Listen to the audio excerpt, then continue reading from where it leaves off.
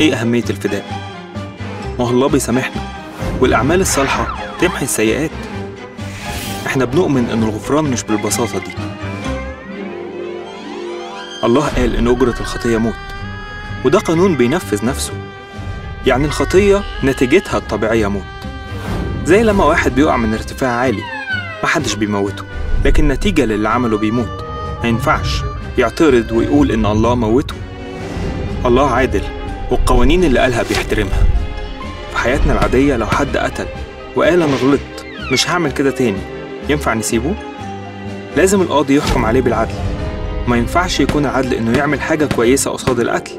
يعني مثلا يدي صدقة قصاد كل واحد يقتله، لأنه معنى كده إن اللي عنده فلوس ويقدر يدفع براحته هيقتل كمان براحته. هل ده عدل؟ إحنا بنؤمن إن الخطية لازم يدفع تمنها موت، مش أعمال صالحة. علشان كده كان لازم الفداء.